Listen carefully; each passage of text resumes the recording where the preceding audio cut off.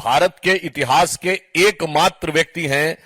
अरविंद केजरीवाल जी, जिन्होंने संवैधानिक पद पर बैठकर औपचारिक रूप से यह कहा था कि यदि आपसे कोई मिलने के लिए आए तो उसका स्टिंग बना लीजिएगा जी और हमें दे दीजिएगा, हम उस स्टिंग के आधार पर ही कार्रवाई कर देंगे। पर आप देखिए कि वक्त का बदलाव और चरित्र का बदलाव किसी भी पार्टी और नेता के चरित्र में कैसा परिवर्तन ले आता है कि आज इतने बड़े प्रत्यक्ष प्रमाण के उपरांत भी वो पूरी निर्लज्जता के साथ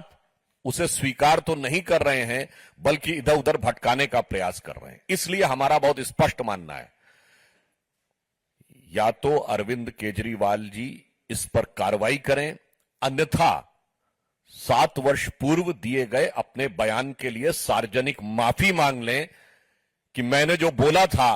कि स्टिंग के बेस पर मैं तुरंत कार्रवाई करूंगा, वो मेरा उसी प्रकार से बचकाना, अपरिपक्व अथवा मन में विद्वेष रखने वाला बयान था। जैसे मैंने अनेक चीजों पे अपना बयान और स्टैंड पलटा है, मैं आज इस पर भी पलट रहा हूं। मैं पुनः यह बात कहना चाहता हूं कि आपने देखा कि इतने स्पष्ट प्रमाण के बाद भी कभी वो विश्वास मत के नाम पर बचने का प्रयास करते हैं, कभी बापू की समाधि पर जाकर हास्यास्पद और दुखद ढंग से विषय को डाइवर्ट करने का प्रयास करते हैं, कभी अपने मधुशाला का घोटाला पाठशाला के पीछे छुपाने का प्रयास करते हैं। मुख्य विषय के ऊपर वह जवाब देने से निरंतर बचते रहते हैं। परंतु भारतीय जनता पार्टी का बहुत स्पष्ट मानना है कि जब उस स्टिंग ऑपरेशन में स्पष्ट रूप से राशि का उल्लेख है, प्रतिशत का उल्लेख है,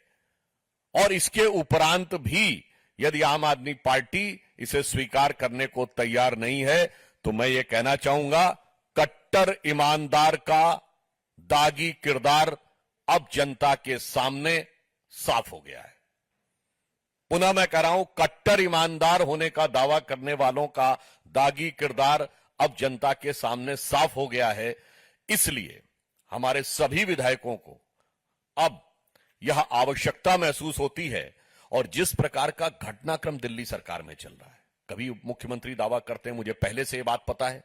जो लोग यह दावा करते हैं कि उनको सीबीआई के अंदर के सूत्रों से पहली बात पता है, तो आप बहुत आसानी से समझ सकते हैं कि वो सत्ता के संस्थान में रहते हुए किस प्रकार की चीजों को छुपाने, ढकने या मैनिपुलेट करने का कार्य इस घोटाले के संदर्भ में कर सकते हैं। इसीलिए आज हमारे दिल्ली विधानसभा के सभी सम्मानित विधायकों ने केंद्रीय अन्वेषण ब्यूरो यानी सीबीआई को एक पत्र लिखने का निर्णय लिया है कि अनेक तथ्य जो पहले ही प्रकाश में आ चुके हैं, उसके उपरांत इस स्टिंग के प्रकाश में आने के बाद भी, कई दिन गुजरने के बाद भी जिस प्रकार की छलपूर्ण निष्क्रियता